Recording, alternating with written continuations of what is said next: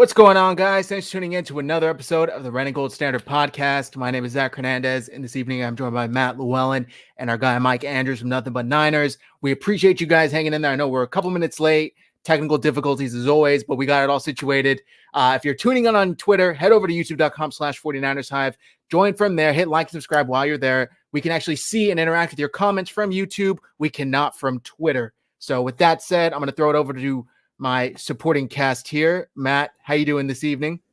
I'm doing pretty good, Zach. Fired up a ribeye on the grill, had some good eating, went to a baseball game today. Didn't turn out the way I wanted it to, but it's always nice to get out to the ballpark, so I can't complain.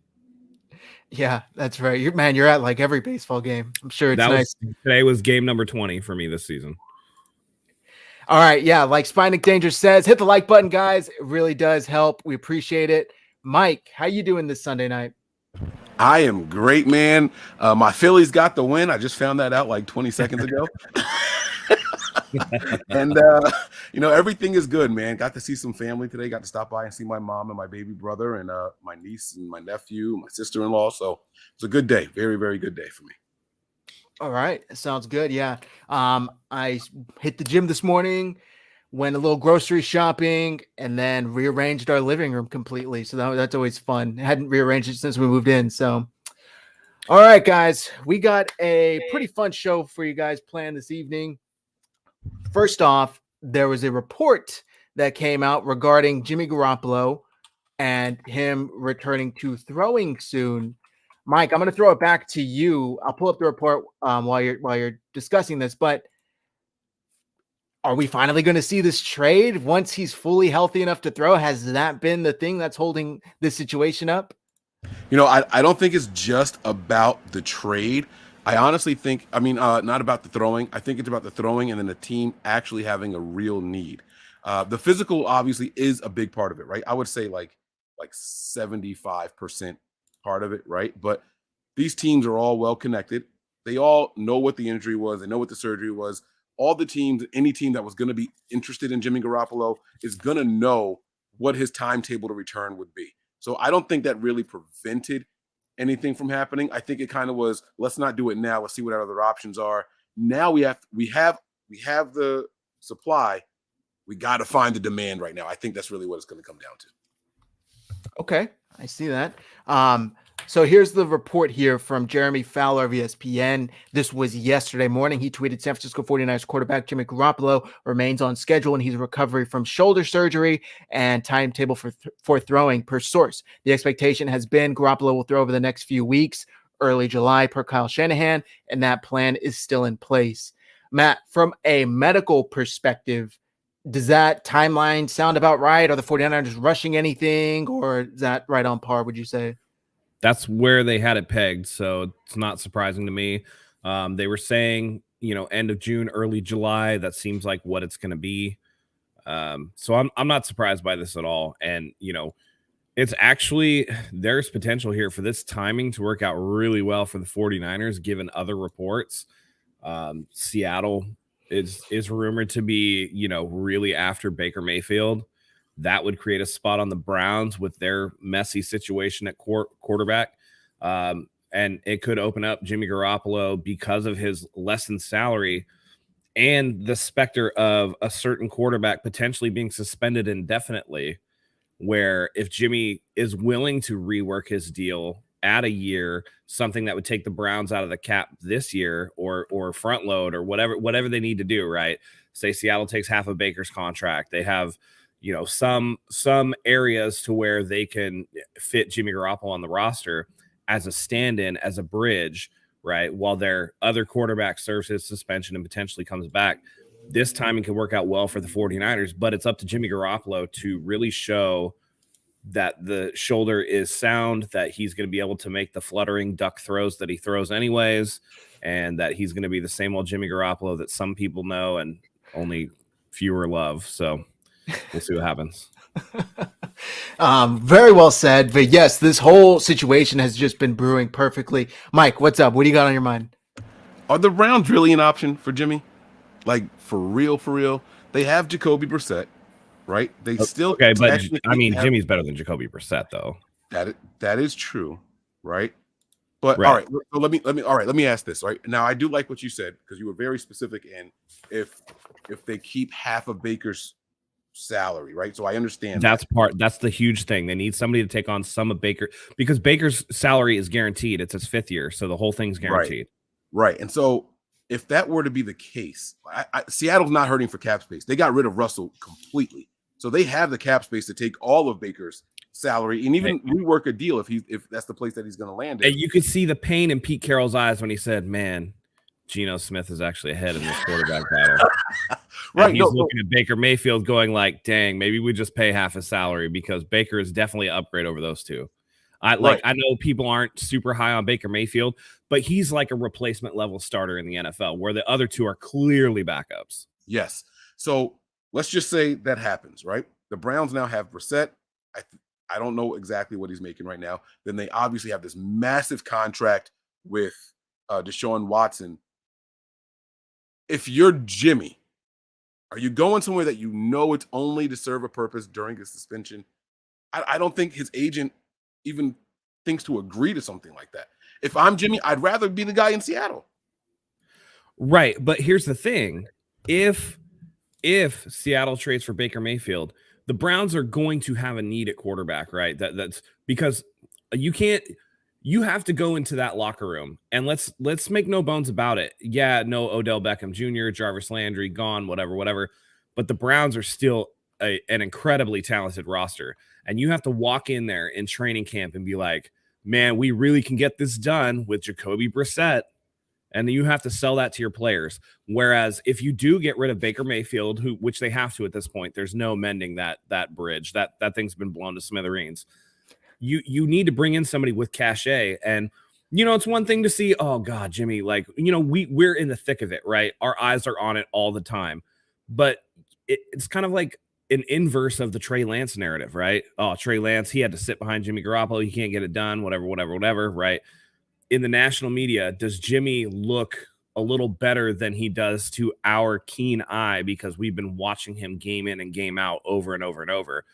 I think you can sell the locker room more on Jimmy Garoppolo than you can Jacoby Brissett. And Jimmy can use this as, hey, I'm going to get my $24.2 million. I'm going to get the whole thing. I don't have to settle that. I don't have to get cut where I'm not going to get that. I can get my 24.2 and I can use it as an audition for my free agency where then I can choose to go somewhere.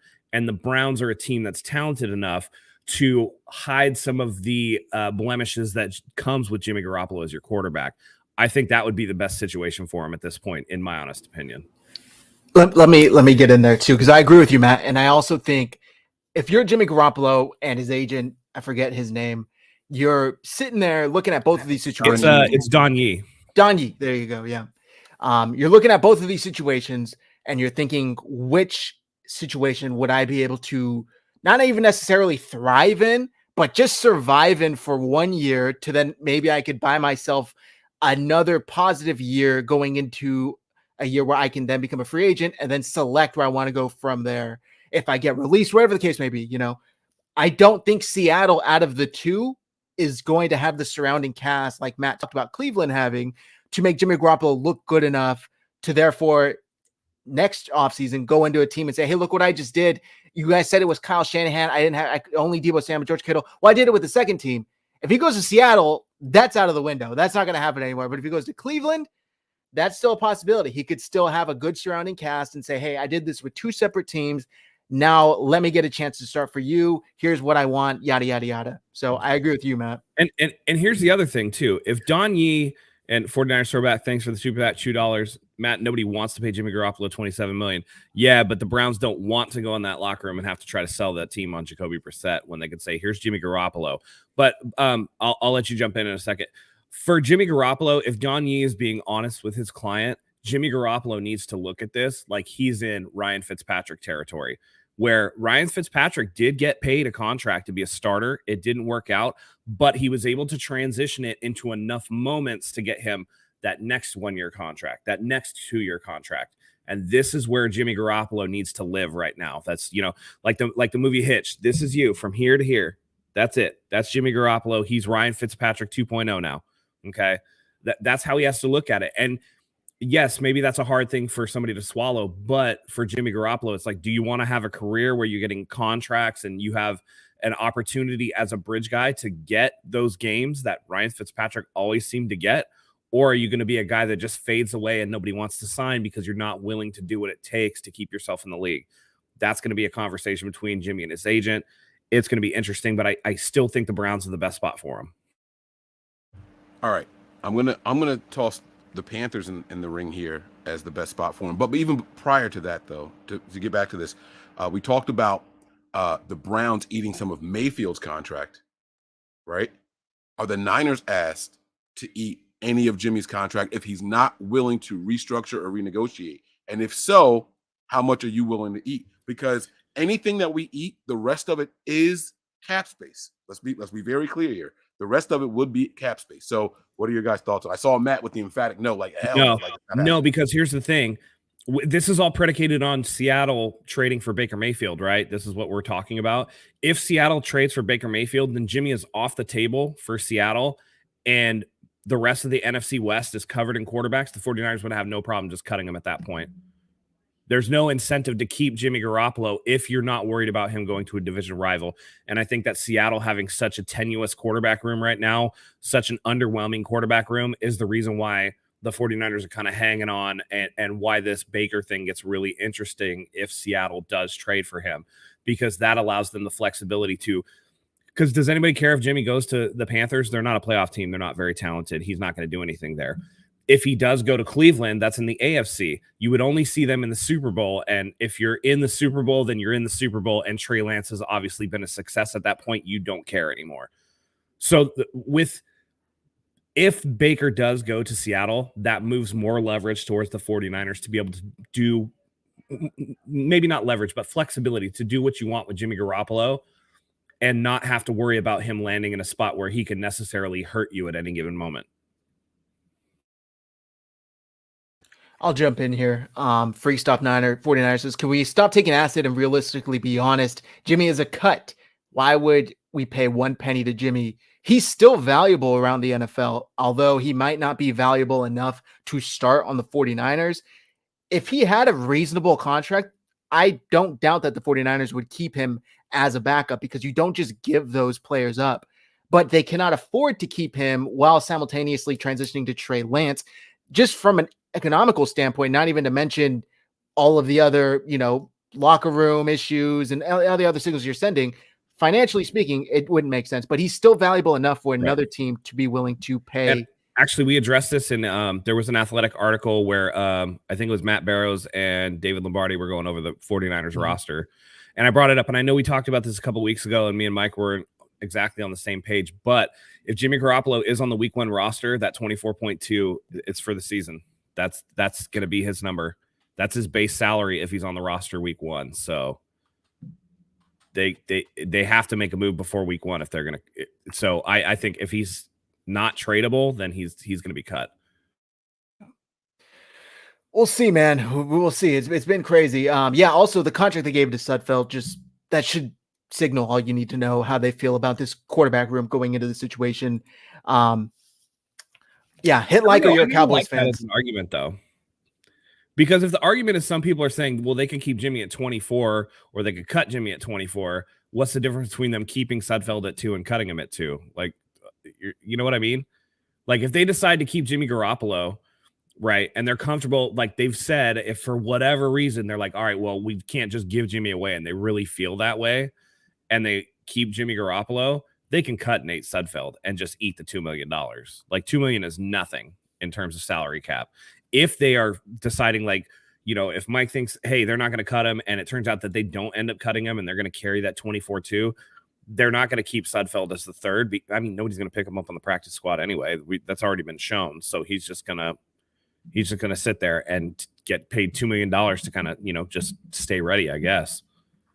And to that, there was a comment that we clicked on a couple seconds ago, that freak stomp 49er. That's not true. John Lynch and Kyle have both come out and said that teams were definitely interested, but as soon as he got the surgery, the talks completely halted. Teams were interested, and a healthy Jimmy does have a value in the NFL. I'm not going to sit here and try to convince you guys about my personal thoughts on whether or not he gets cut, but teams are interested. A quarterback is hard to find in this league. So I promise you that there will be someone interested once he's healthy. It's just about the right price, right? Like, I would love a Mercedes, but I'm not going to get a Mercedes when I have 4 kids here and I'm trying to buy a dog that's going to weigh 260 pounds. Like, I don't have enough to go around. You get what I'm saying? It's about the want is one thing, and then the cost and everything else, that the details of the deal are what's going to really play the difference. Okay, this made the show. So Frank's top 49er. I guess we can't hold you to it because we don't know who you are, but you should definitely hold yourself to that if that happens. We got to find out if this guy has a Twitter. Oh yeah, Frank's top 49er. Somebody get on it. All right. No, so I agree with you, Mike, in that it is an opportunity cost. And I also agree that there's definitely going to be interest for Jimmy Garoppolo. I mean, how long did Marcus Mariota sit on the bench in Las Vegas? How many years did he do that? And he still got paid. I think he got a 2-year, $24 million deal from Atlanta to be their starter.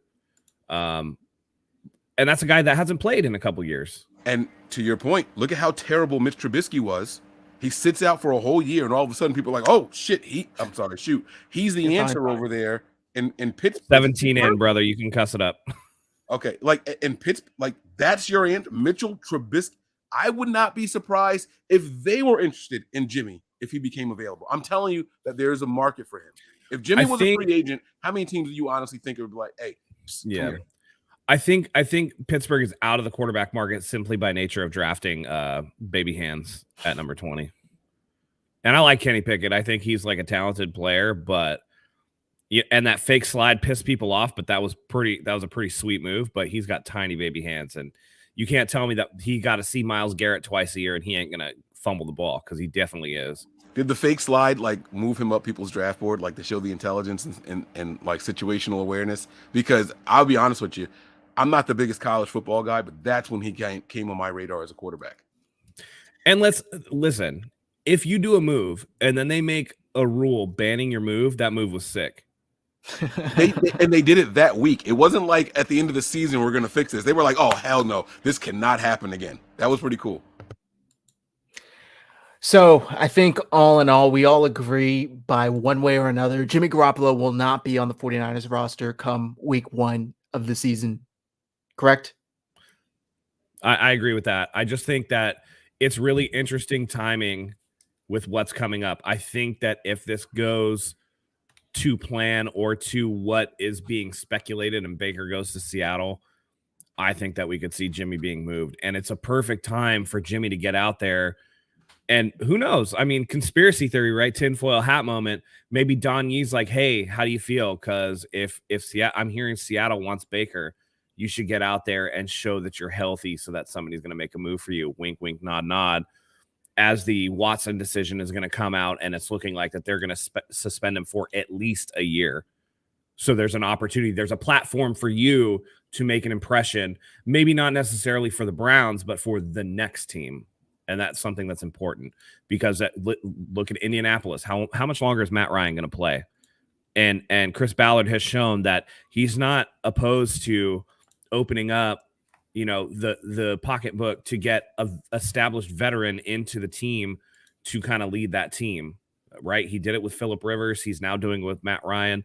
Who's to say Jimmy Garoppolo couldn't be next? And there are a handful of those situations out in the league that Jimmy Garoppolo could potentially be auditioning for. So it'll be interesting to see. So I pulled this up. I was searching for Deshaun Watson. I was trying to get, there was a report that came out, but this came up not too long ago at 8:30 this morning from Michael Balco Jr. I'm hearing that the Seahawks and Browns are nearing a trade agreement that would send quarterback Baker Mayfield to Seattle. Look at that first comment, bro. Look at that first comment. I can only read half of it, and it already looks dumb. I don't see the point in this. You're downgrading from Drew Lock and also taking yourself out of a talented quarterback draft class. Downgrading from Drew Lock. You got to be kidding me. The guy, am I live? Can you hear me? Yeah. Mm-hmm. This guy, he contradicts himself in the comment. I don't see the point in this. You're downgrading from Drew Lock. That means that he thinks Drew Lock is better. right? Right. And then he says, you're taking yourself out of the running, and it's like, well, if he's worse, then that would actually be better for you. Exactly. So the guy didn't even believe what he was saying. He just wanted to comment and say something. So listen, public service announcement, everybody in here, like, don't go after this guy or anything like that. We're just pointing it out because it's kind of funny. But PSA, take 5 seconds to read your stuff and see if it makes sense before you hit send. This just Twitter rules, man. Yeah. We just got to do it. Twitter should automatically read your tweet back to you before you hit send. Are you sure you want to say this? Yeah. They have the Twitter, what is it called? Twitter Blue or something like that you pay for. And when you hit send, it shows you like a 10-second timer. And you can like edit it or stop it or whatever. So if people are going to tweet like that, they should probably. I think iOS 16 is coming out with a feature where you can like recall text messages. And I think that that's going to be something that happens with Twitter, especially if like, you know, the sale to Elon Musk goes through. I think there's going to be some changes to the platform.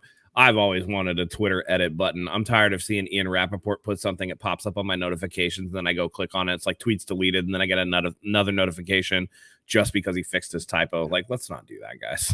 Yeah. Give us an edit option. Also, I think the sale did go through. I think I heard last week that it was unanimously approved by the board, and I think that was the final step. So shout out Elon Musk. I thought he pulled out because he wanted the proof of how many were actually bots. He said they gave it to him. Data, though.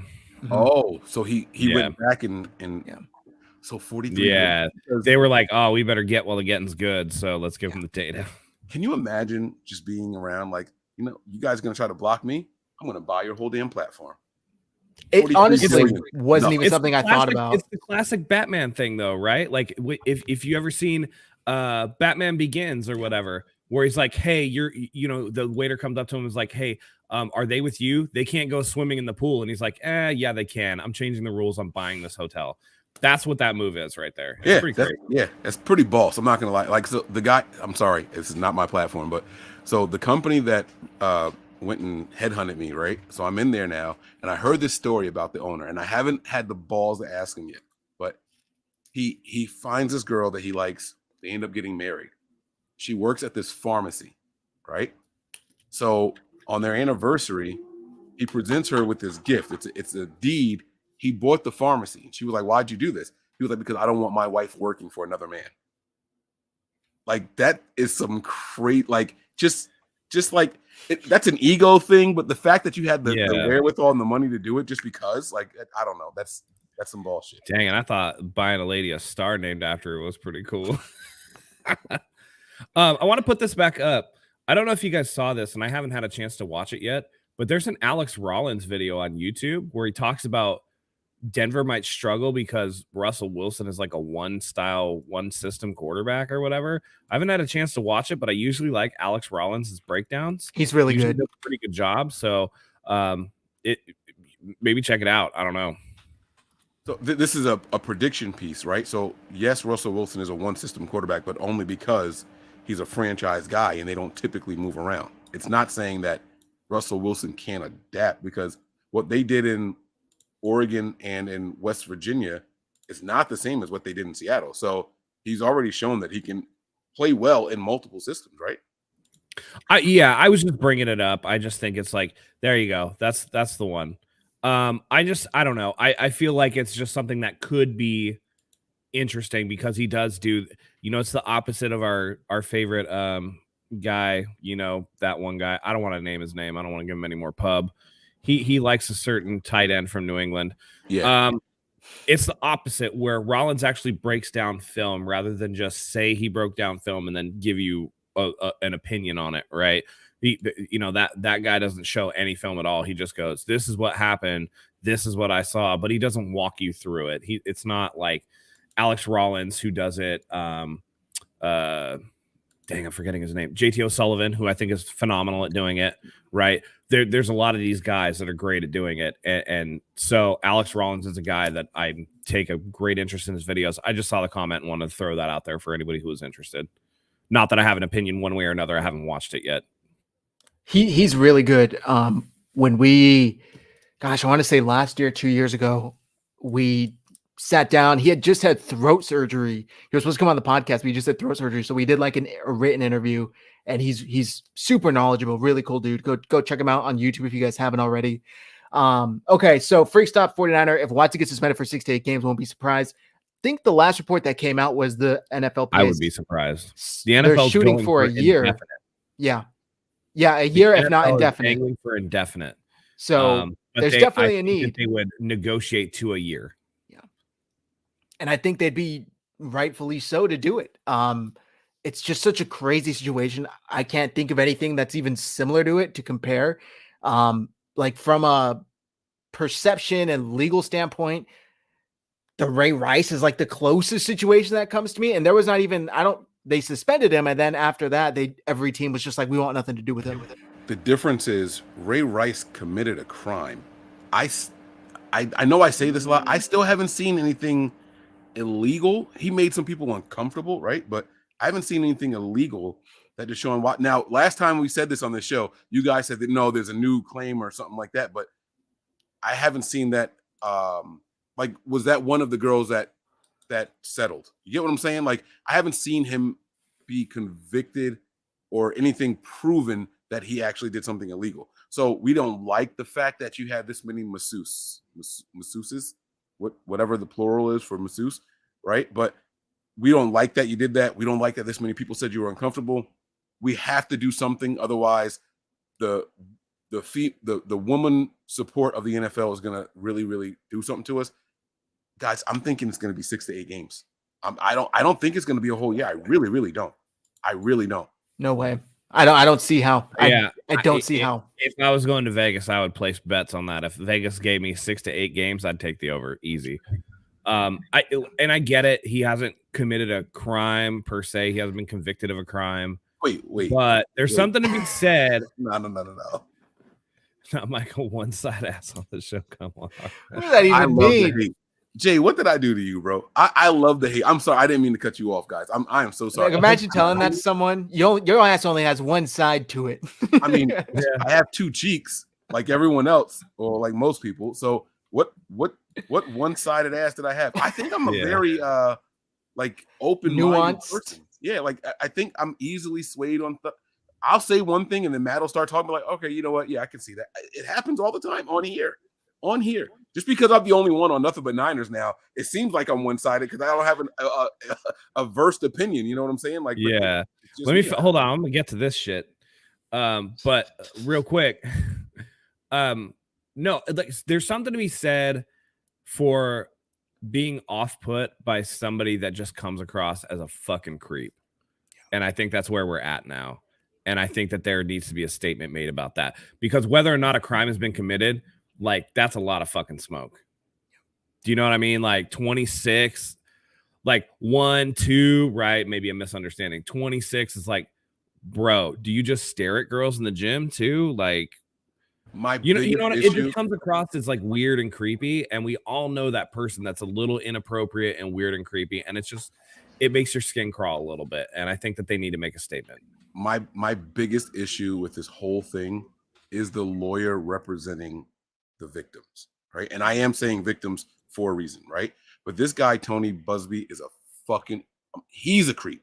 This guy like prides himself on, like, in his profile, over $1 billion awarded in settlements. Like, this is just what he does. So what happens is he says, how did you become a client of Deshaun Watson's?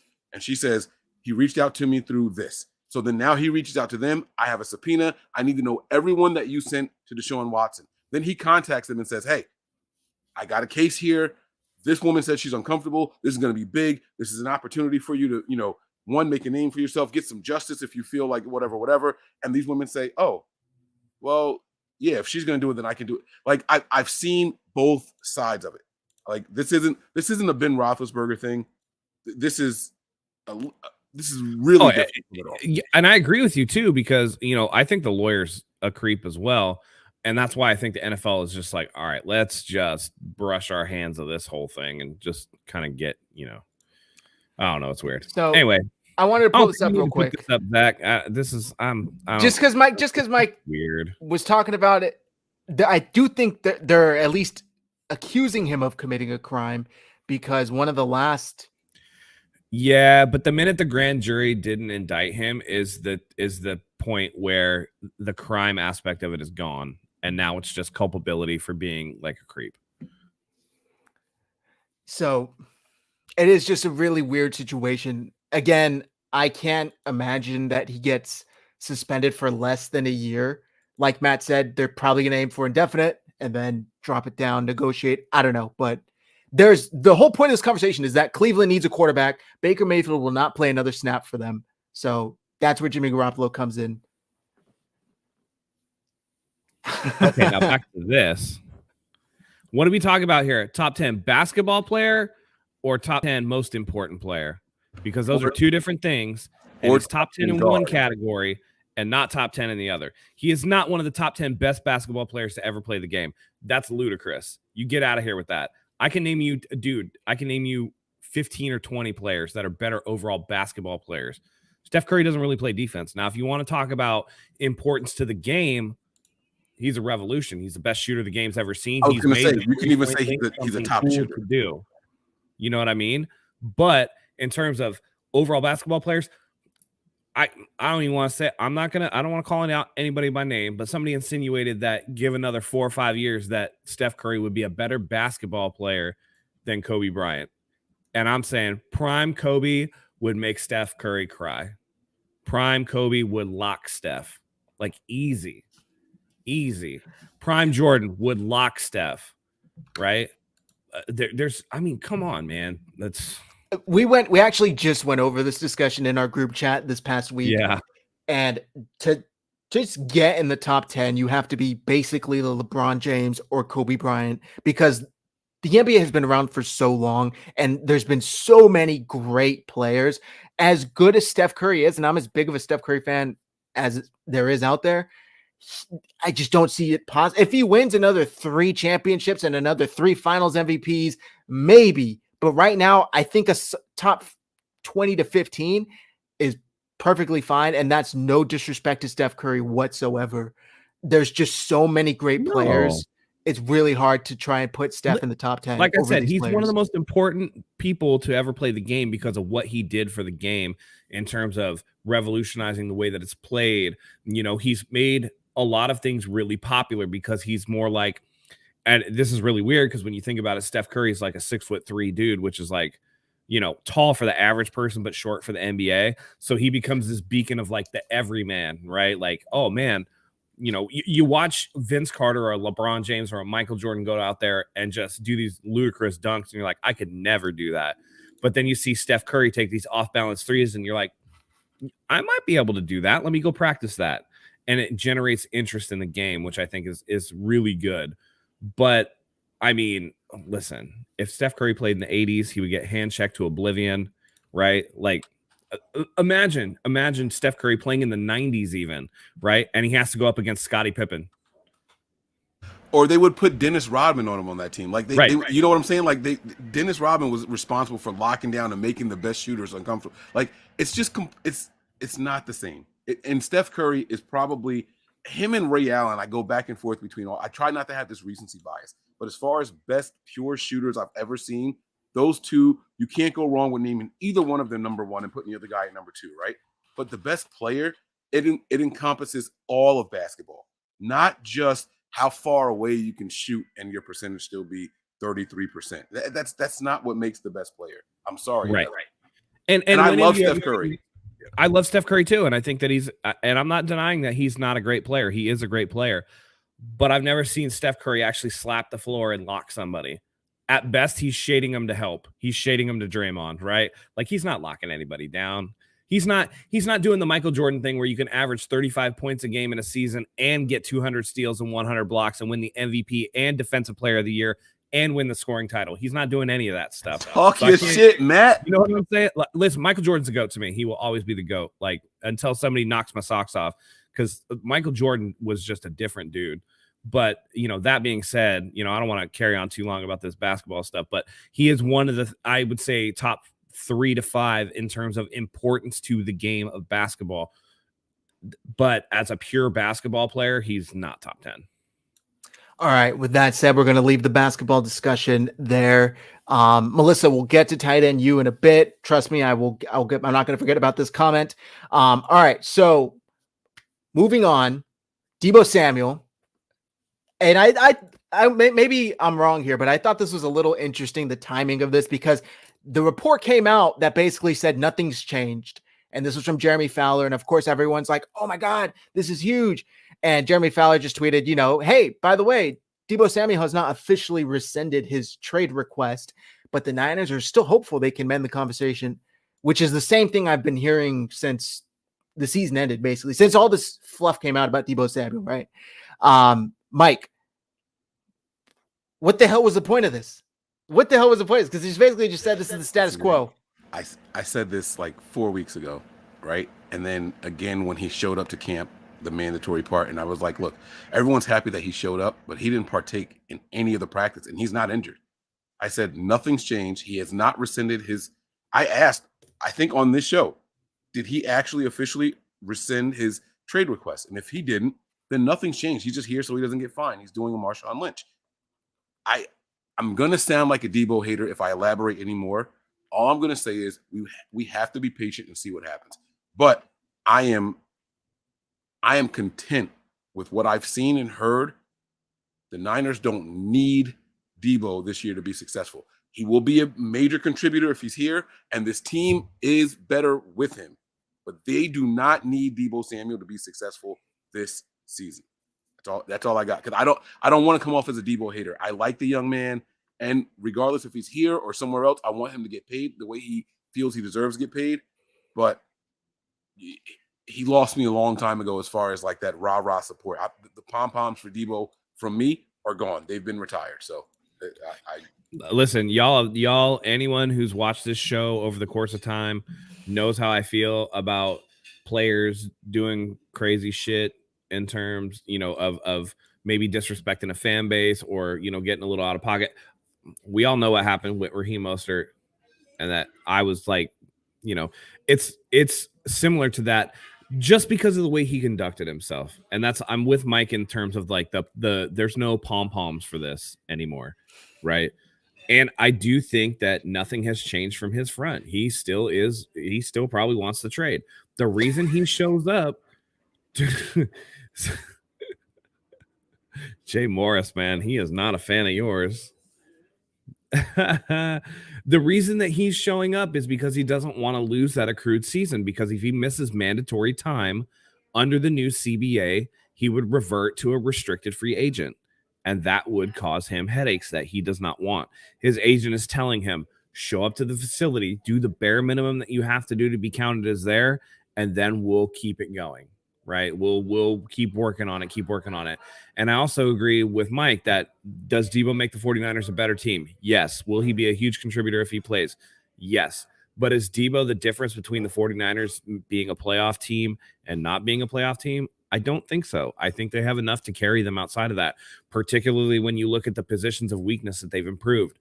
Corner, they've shored up that wide receiver room with Danny Gray, with Ray McLeod. You get another year developing of Juwan Jennings. The rapport that's developing between Brandon Ayuk and Trey Lance.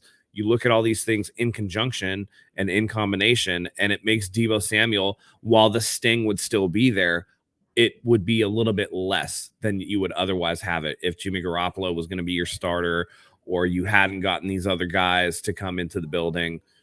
I'm not saying that he's not important to this team. I think we've all established that. I think, again, we can't say it enough because somebody will take this out of context. He is important to the team, but he is not going to break the 49ers if they end up moving him. Okay. That was, yeah. I agree with everything you just said. I just think the situation has gotten completely out of hand. We've talked about Deebo overplaying his hand. We talked about the 49ers. Maybe they shortballed him like they do. This whole situation. Yeah, okay. The people are calling for it, so I'm going to play it real quick.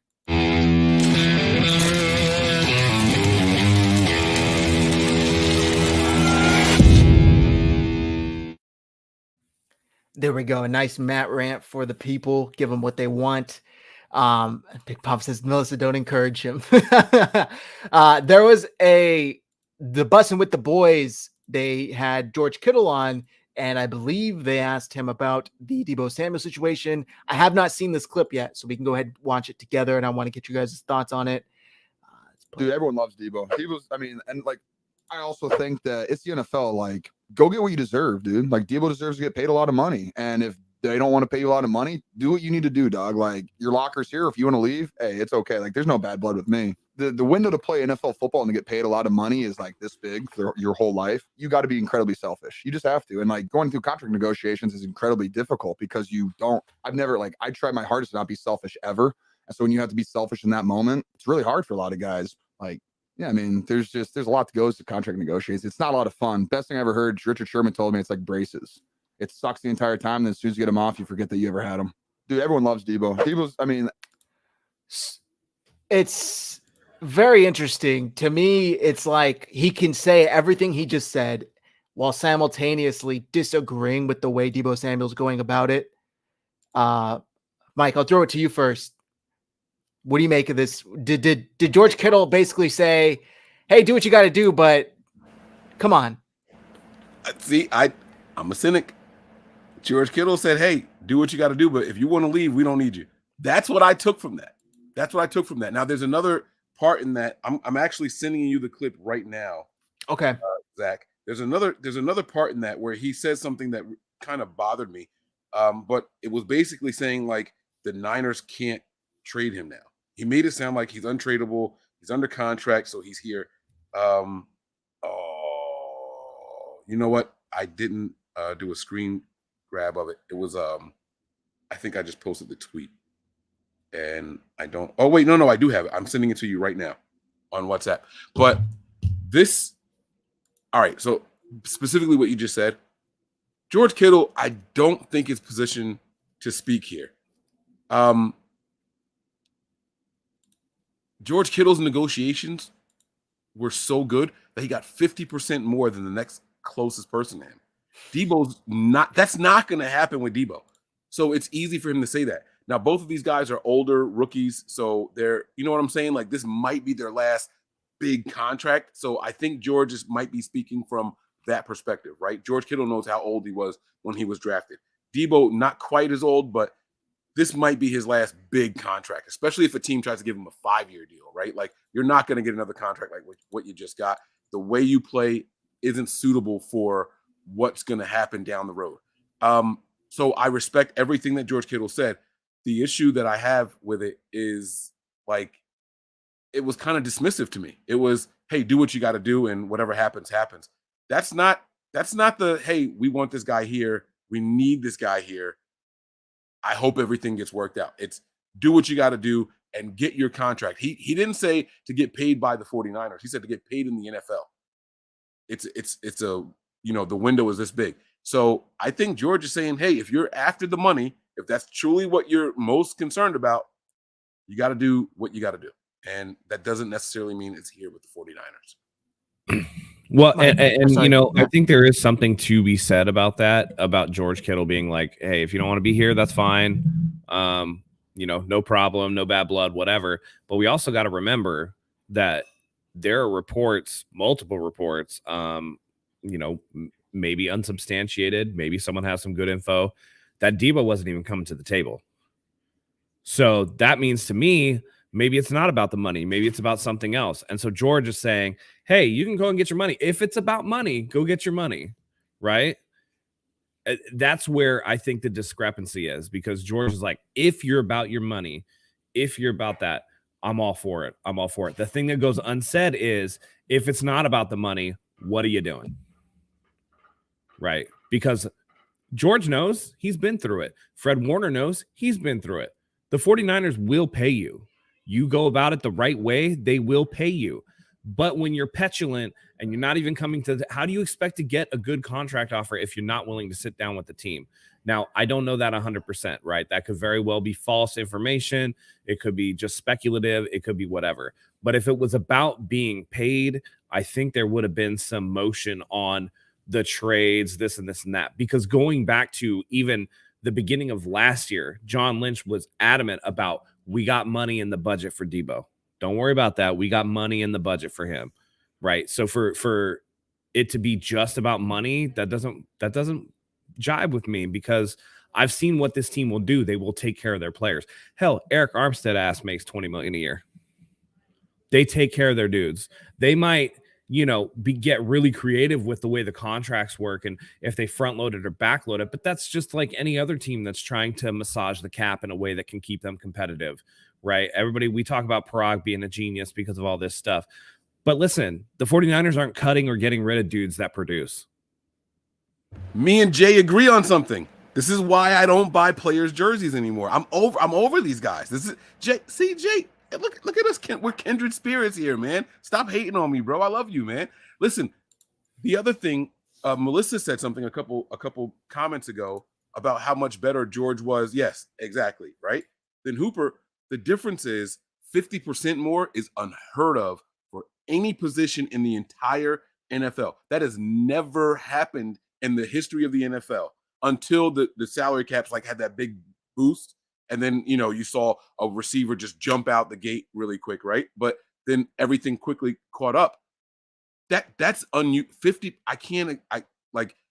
We're looking at it as, it's just $15 million a year. It's 50% of a position. That's how these cap gurus look at it. That does not happen in today's NFL. That is literally insane.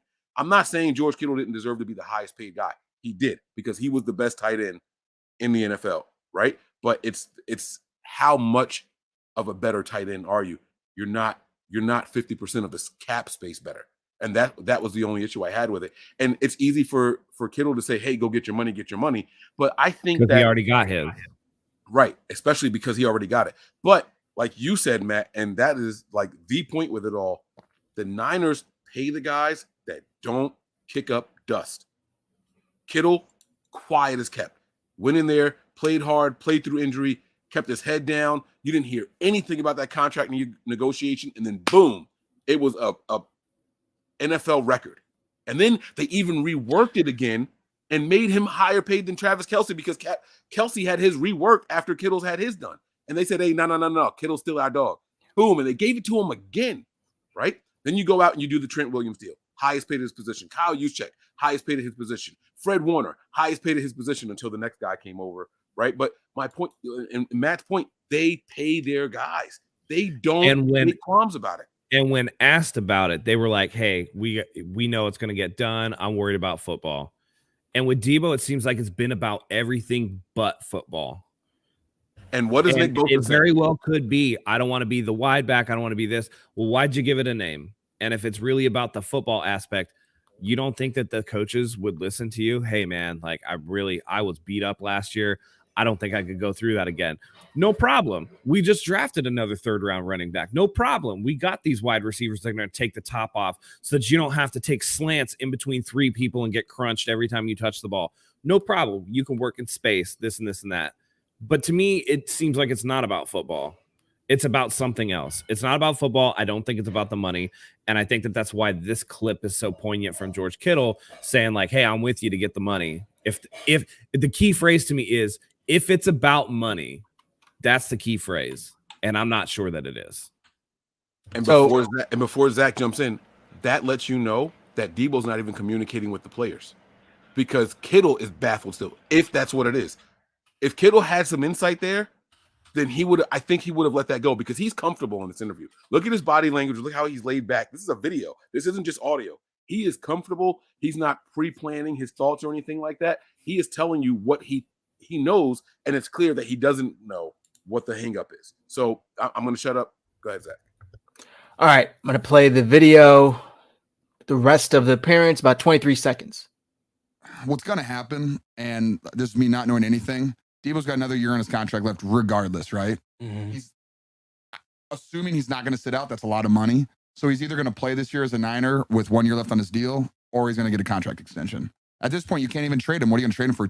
A first-round pick next year's draft? That doesn't help us this year. Right. Come on. You can't trade for future picks. Not right now. I agree. This is a stacked roster. It doesn't help them. You're wasting another year of Trey Lance's rookie contract. I think Kittle is spot on that. And here again is the re-emphasis. He says, I don't know anything, but right? It's another thing. You're telling me one of the biggest leaders on the team has no idea? That tells me that Deebo's not talking and Deebo's like keeping it in his camp. But I agree with him. He's either going to play and he has no real leverage. Like I said, if he misses any mandatory time, the team has the option to make him a restricted free agent based off of the collective bargaining agreement as it stands right now. They can also franchise tag him. He could very well be there. And again, the way that George said, what's he going to do? Sit out? That's a lot of money, right? Like he knows the team is going to starve him out and he's going to have to play. So there's no impetus for the 49ers to trade him. He can keep the trade request out there all he wants. I think inevitably in the end, it's going to lead to a deal getting done. But again, this to me reeks of something other than just money and football. So Hung Fat says, where else does he make sense? Only with Kyle Shanahan in this offense. Miami and Green Bay can't afford or don't need him. I mean, we saw all of these think piece articles coming out when the first initial reports that he wanted out came out. Where does he fit best? He fits best with the 49ers. They're doing exactly what he wants to do as a player. So what other team can you realistically look at that one can afford him financially, not only with money, but with draft picks, and two, he's going to fit into? Go ahead, Mike. Go ahead. The answer that no one wants to talk about, believe it or not, is Cleveland. I think Deebo would be a great fit over there with someone like Russell Wilson. I think he'd be. They like you guys said, Cleveland, Denver. I'm no. I'm sorry. I meant Cleveland, not Denver. But they lost Jarvis Landry. OBJ is gone. I think he would go over there and take them over the top, especially if they have to rock out with someone like a Jacoby Brissett, Jimmy Garoppolo, thank you, or Jimmy Garoppolo. Yes, I do. The cap space is there. The need is there at the wide receiver position. Someone who can come in and take a mediocre quarterback and make him look like a star. I do think that there is a fit somewhere else. But if that's what his angle is, Jimmy Garoppolo and Deebo Samuel for Myles Garrett. Who says no? the Niners. They don't need him on that defensive line. They're already talented enough. No, I'm then just kidding. I'm just turn kidding. around. You turn around and you flip somebody else. Yeah. Because Myles Garrett and Nick Bosa would be a cheat code. Yep. This MLB, GRP, HLDS, we've gotten into the contract what we thought it could be. I don't think we all want to go down the numbers again, but we've all gone pretty realistic with what we think he deserves. It's going to be similar to the AJ Brown numbers. That's the most realistic that he's going to be able to get, but less, in my opinion. Well, I mean, yeah, it could be a little less, it could be a little more. It just depends on what side of the bed Parag wakes up on. Yep. So it really is just a really unfortunate situation the 49ers have found themselves in, because it seems like no matter what they do, he's unhappy. And I don't really know what it is. Melissa said it earlier. How do you go from, and Mike, you mentioned it too, trademarking this whole wide back position, selling merch that says wide back. You get asked at the Pro Bowl, oh, I love it. I'm a wide back. I'm one of one, and then the reports come out that you don't want to be used as a running back anymore. And then you even kind of refute those on social media. So this whole situation has just been like, what the hell do you want? What is it do you want? You don't want to be in California. No, that's not it. You want more money. No, it's not about money. You're not even answering phone calls from what we heard. I think someone is in his ear that is not good to be in his ear, whether that's his agent, whether that's somebody in his circle. Like I do feel like at the Pro Bowl, he was into being wide back. He was into being one-on-one. And then a little bird hopped up on his shoulder and was like, they're not going to pay you the top wide receiver just because you're doing this stuff.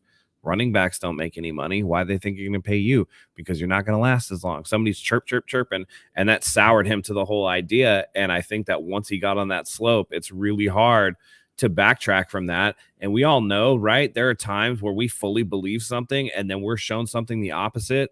And what do? Do we say, oh, I was wrong? Not a lot of people have the strength of character or will to do that. What they do is they dig their heels in and they double down, and they're stuck on the mountain that they're stuck on. You know what I mean? And I think that this could very well be that type of situation. Young people, especially, they don't have the experience or the wisdom to navigate some of these more nuanced situations. And I think that it's really easy for someone that you trust to lead you astray because you're looking for guidance. You're a guy that's like, man, I just want to play football and I want to make money and I want to do this. So how do I do that? What would you do if you're, how many times have you asked that question? What would you do if you were in my shoes? Right. And all it takes is for the wrong person to say, well, this is what I would do. And Deebo to be like, yeah, I respect you. Yeah, that makes sense. And then all of a sudden you're stuck in this situation. I don't know if that's what's happening or not. It's what I would guess is happening, but it's not a good look. It's not a good look. And it's lost him a lot of cachet with the fan base, in my opinion.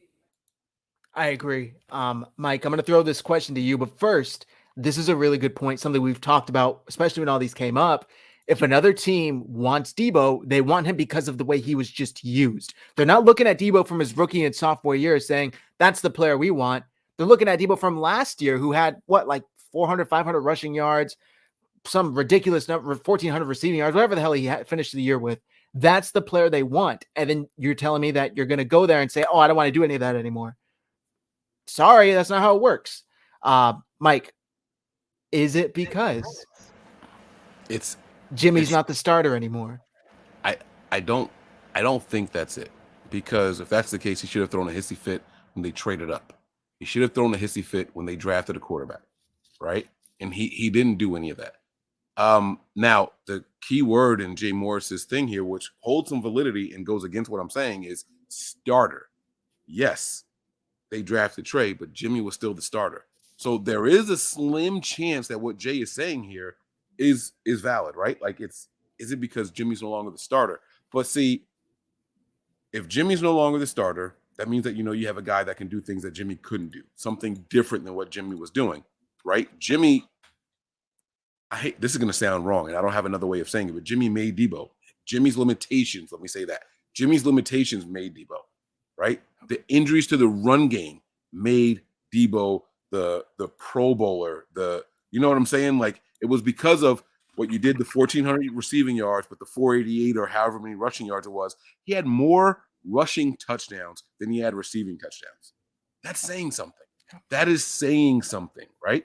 And the truth is, between Trey Lance, Danny Green, and Ty Davis-Price, you're not going to be using the run game the way that you were before. The way defenses play the 49ers is going to change. They're not stacking the box that way. They're not, there was no deep threat that they were worried about last year. You know why? Because Jimmy couldn't deliver that way. So all of that changes now, and now things get moved around. It's a slim chance that what Jay is saying about the starter in particular is right. But I'm not hitching my career on a guy like Jimmy Garoppolo. I'm sorry. I don't know anyone going to bat for Jimmy that hard.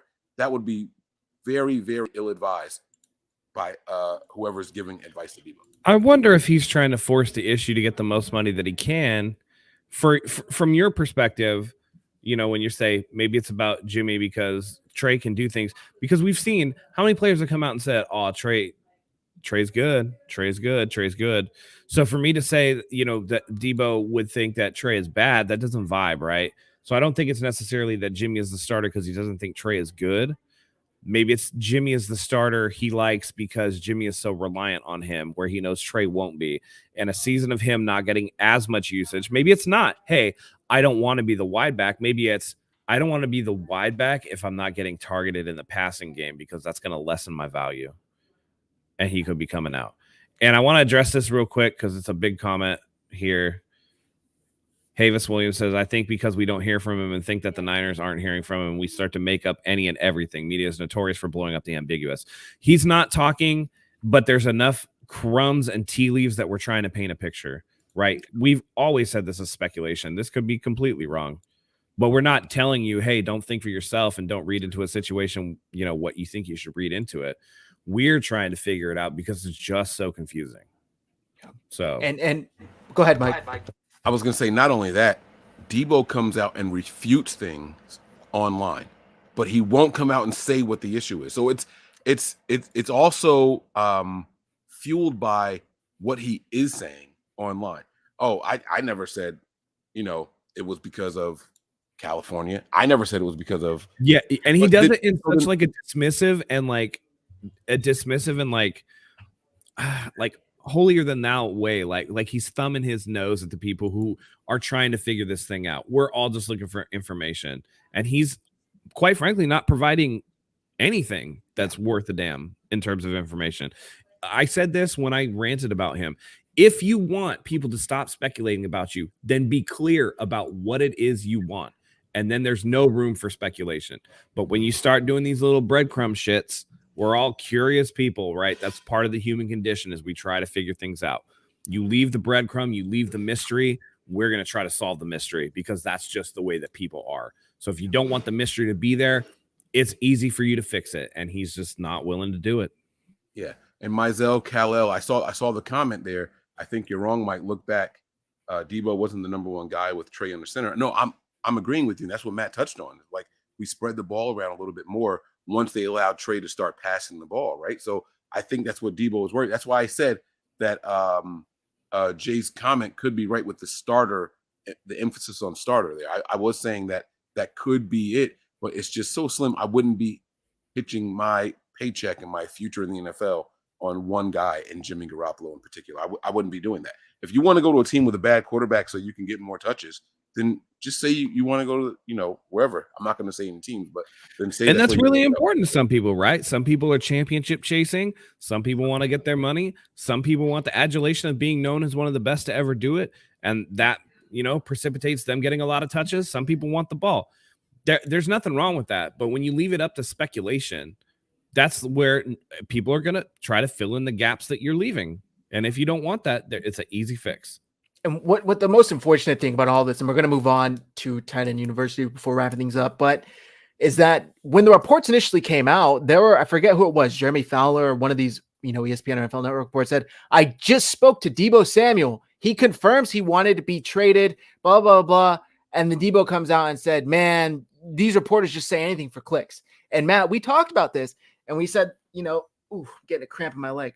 It's very likely that he can take what Deebo Samuel said out of context and maybe twist his words a little bit, but you're not clarifying what was said. You're just saying, no, that's not true. This wasn't said. Okay, then tell us what was so we can all get the hell on the same page and move on, because this shit is so frustrating and so annoying to consistently have to come sit in front of this camera and talk about every week and hear you guys chat.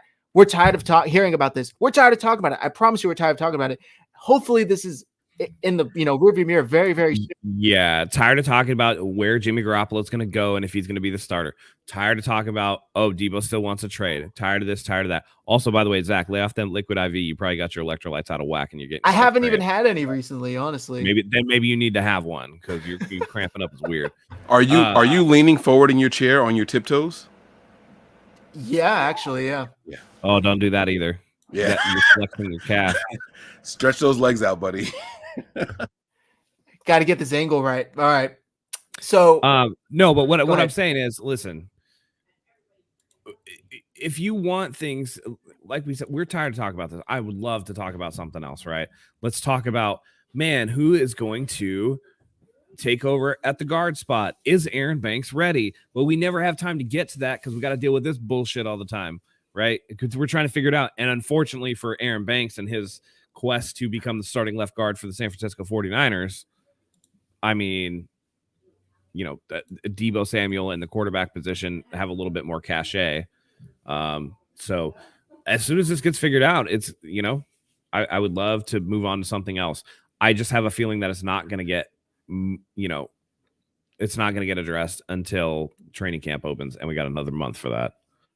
Yeah, Melissa, Zach rant. I've had enough. All right.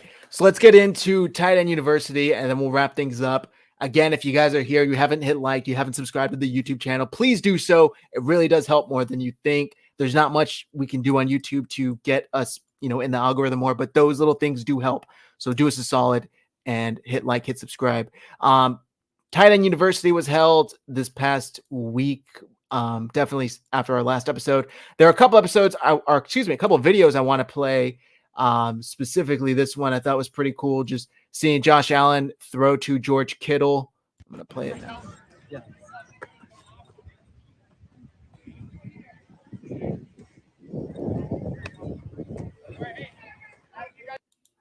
Obviously nothing crazy, but still fun to see because that's definitely not a combination we're going to see. But there were a bunch of players. Tight end U has really taken off, and shout out to George Kittle for organizing this whole thing. I think he's even got like sponsors now and stuff. But I saw Dallas Clark was there, Mo Alley Cox was there, Zach Wilson was there. Obviously, we just saw Josh Allen. There were some Panthers that were there as well. And look, George Kittle, man, he's doing a good job of really building a name for himself in the NFL. And maybe he's got a job for him in the media when he gets out of this because he's so comfortable in front of the cameras. Matt, were there any takeaways from this? I don't even know if you looked into it much, but I just think that it's something that he can do to stay involved with the game, perhaps once his career is done, right? Tom Brady has TB12, but he's not really involved with like the training of players. Imagine George Kittle, rather than being tied to a team, is tied to a position. And rather than, I'm tight ends coach of the 49ers, he's just, I'm the tight end coach. I'm like the guys that fix everybody's throwing motion, but I'm doing it for tight ends and how they play the game and how we can advance the position. And then all of a sudden, you have something that you are the proprietor and purveyor of, and your name is attached to forever.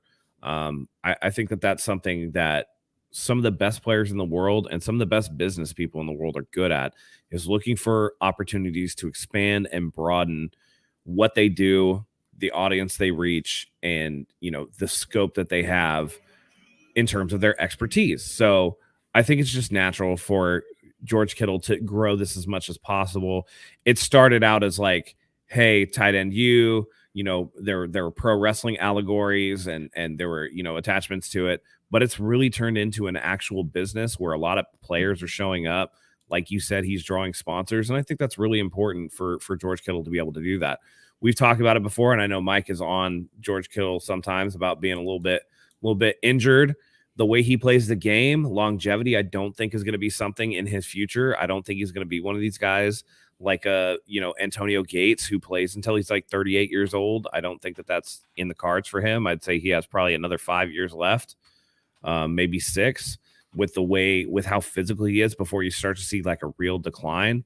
And once he declines, at least he has tight end U to be able to work with people. So I think that this is just the start of a transition for him, so that he has something after his playing days.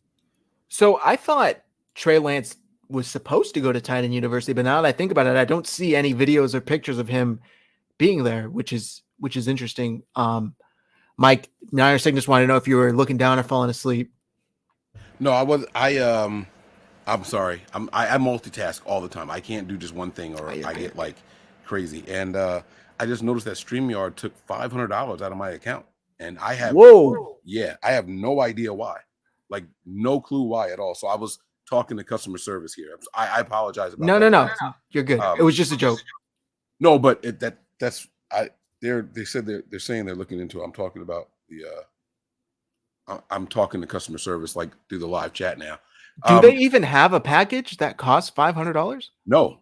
And that's what I don't understand. I mean, I pay for everything for the whole year, but there's nothing that they have that is close to that amount. So, what was, I'm sorry, you guys were saying that he didn't make it to tight end university. I don't think he did, right? Trey Lance. Did you guys see any? Honest, I didn't see anything, but I could see that for Trey Lance, that he would be like, George, I really appreciate the invite. I'm trying to make sure that I do the best that I can as the starter for the 49ers. I'm trying to work through whatever. Well, that's what I was going to ask you guys. What's more important to Trey Lance? Is it working with his core of receivers and running backs, or is it going to work with George Kittle, maybe Dwelly if he's there, and then a bunch of other guys that are in the NFL? Like, I'm not for nothing. Like I we saw the video. Cool, nice, 10-yard pass from Josh Allen, George Kittle, but that helps us zero during the season. So it's nice to go for the camaraderie and all that stuff, but we know that he stayed back. They said that the what was it, OTAs or whatever was over, and he stayed back for the next week to work with more players. I think that's more important for a guy stepping into the leadership and starting quarterback role than it is to attend. Or he could be working with a mechanics guy, right? those vaunted mechanics, and you keep working on those things. Trey Lance, to me, from all accounts, seems like he is one of those guys that's a little bit of a workaholic that's always going to try to improve himself rather than and you know, for as much as it is something important for Trey Lance, or I mean, excuse me, George Kittle, to have founded something like Tight End U and this and this and that. At this point, really, it is kind of like a celebrity showcase in terms of the who's who of the NFL rather than like a nitty gritty, like actual coaching thing. And so for Trey Lance coming into his first year as a starter, I just think that it's better for him. And I think he knows this too, that it's better for him to work on how he can help the 49ers rather than kind of do this a little frilly publicity show. And that's just no disrespect to Tight End U, because it's like George Kittle's made something awesome out of it and fun for everybody. I just don't think that Lance is interested in fun right now when he knows that his future is riding on how he comes out of the gate. It's just strange because in May, I think he was on the Pat McAfee show, George Kittle, and he said, I have 3 quarterbacks confirmed for you. Or excuse me, this is Pro Football Talk. I have my husband, CJ Beathard. I have my husband, Nick Mullins, and I have my husband, Trey Lance. It comes down to tight end university. Zach Wilson is about 99%. He's trying to decide whether or not he wants to come back from Cabo. I said, Zach, you're coming back from Cabo. And the last thing I'm working on is Josh Allen. He's trying to see if he can make it work. So Kittle had said previously that he was coming. So obviously something happened between then and now to where he wasn't able to make it. But I agree with you, Matt. It is kind of more like to me, I got the vibe like a red carpet event. Like, oh, look who's showing up at Tight End U. Like there's a bunch of pictures and videos.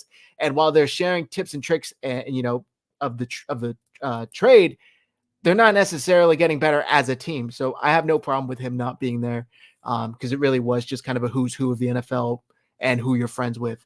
With that said, is there anything else that we didn't cover that you two wanted to discuss before wrapping things up here? Mike? So Matt like kind of teased it, but I wanted to get your guys' thoughts on the guard position and the center position. Your levels of concern for it, right? Like we hear that Jake Brendel is the guy that's going to be taking over as of now. The Niners they don't seem to be interested in JC Treader. And then Aaron Banks is the guy that seems to be stepping in at the left guard role, right? We don't know who's going to be playing right guard as of now, but your guys' thoughts on the interior offensive line. I can't even say interior because even the Mike McGlinchey thing and the injury and the rehab, like that seems to be a major concern also. Is the offensive line more integral to our success than Trey Lance even? Like, I mean, how do you guys look at this? I think they go hand in hand. I think that Trey Lance's success is going to be contingent upon an offensive line that is going to protect him. And there are a lot of questions. I just think at this point in time, you can say whoever you want is, oh, this guy's a front runner. This guy's a front runner. But with only one mandatory OTA, you're not really going to know until you get the pads on in July and everybody starts hitting and working and you get Nick Bosa there and you get some of the starters that are trying to work themselves into shape. And you really see in, 11 on 11s when like what is happening, or even with the joint practices where you're going against other teams, the preseason games become infinitely important because it's one thing to look good with shorts and shells on, right? Like, but when you put the pads on, that's when you're going to know, all right, who's a guy that's in it to win it. And who's a guy that's, going to be somebody that you can pass by the wayside. Time will tell, but it's definitely right now. I am more concerned about the offensive line performing well than I am concerned about Trey Lance performing well. I agree. It really does scare me the thought of guys like Jake Brendel getting starting snaps for an extended period of time. And we, talked about JC Treader, whatever. Doesn't seem like the 49ers have any interest in going out there and signing a veteran or anyone that's out on the open market.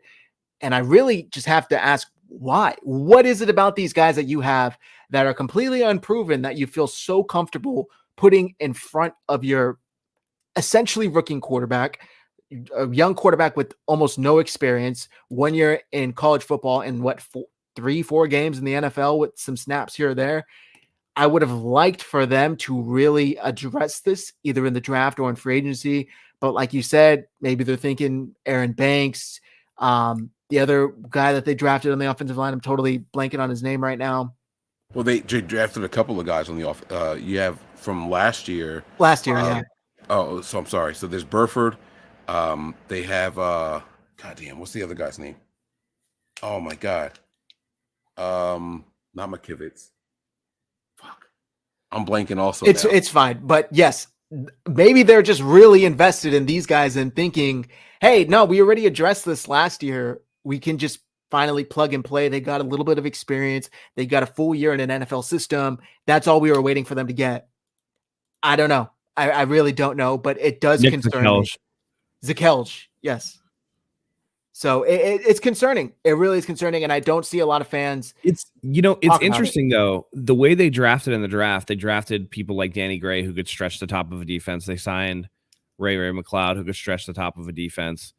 It's interesting to me that they don't seem quite as concerned about it on the front as we do as fans, and I wonder if there's something to be said about that.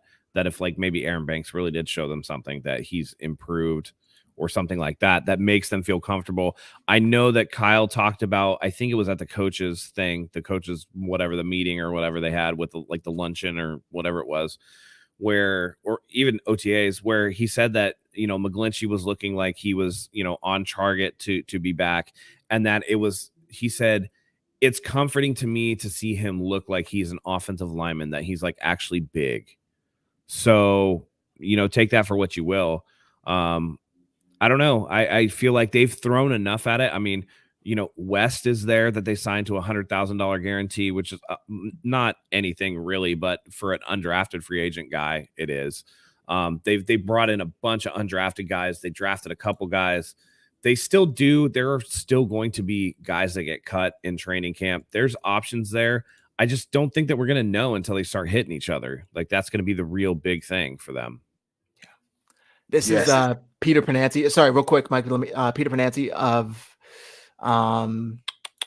let's see. Sorry, Fansided, and this is his kind of ideal 49ers offensive line situation. Trent Williams, Aaron Banks, Alex Mack. Well, Alex Mack is gone. Alex Mack retired. This is from May, so obviously disregard that. But the other ones that I wanted to get into were down here: Beerford, Jakelj, Poe, West, School, McKivitz, and Jake Brindell. So that's kind of the whole roster. I think they're employing a throw stuff at the wall and see what sticks for the interior. Wayne was on our show a couple of weeks ago, and he pointed something out to me with Trent Williams not being there for the early parts of OTAs and all. I think it was McKivitz that was playing left tackle, Aaron Banks at right guard, Brindell at center, Brunskill at right guard. I said right guard twice, but I meant Aaron Banks at left guard. And then I forget who was playing right tackle. But he pointed out that this is the line that Trey Lance has played with his entire time here because he was the backup. And so he has a rapport with that offensive line and all the replacements that are there already. And that says something. He worked with them all year last year, right? So the starters play with the starters, the backups play with the backups, whether you're doing scout team or whatever. But even if the second team is asked to prepare the starters for whatever, that's the line that he worked with. And then, you hear the echoes in your head of Fred Warner saying he was torching our defense. So this offensive line, which makes you think the line was doing their job. Right. And so that all bodes well if what everyone is saying is true. You put all that together.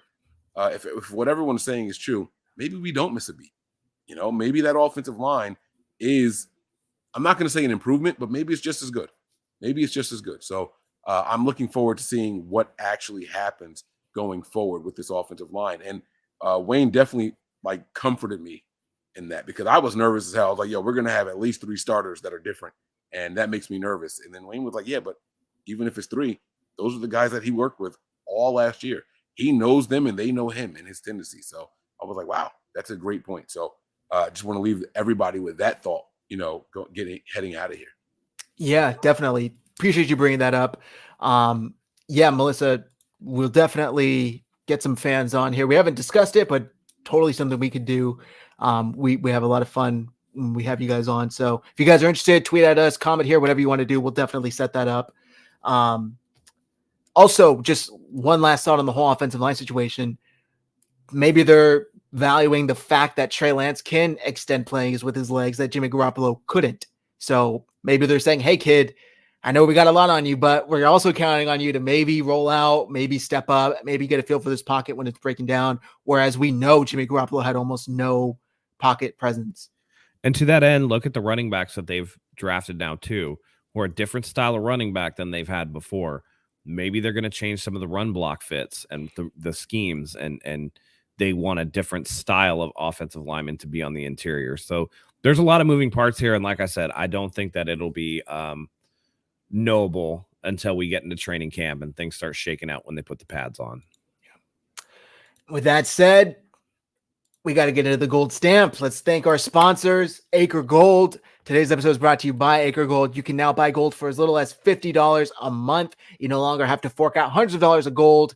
And especially right now with the economy not doing so great, the value of the dollar going down, get you something that lasts in value like gold. Matt calls it our gold stamp because it's small. It's 2.5 grams of gold. It's a little gold bar. I got about 5 or 6 of them here. But once you reach the market price of 2.5 grams, Acre Gold will privately send you your gold bar. So get your money's worth today, guys. Click the link in the description. Start buying gold for as little as $50 a month.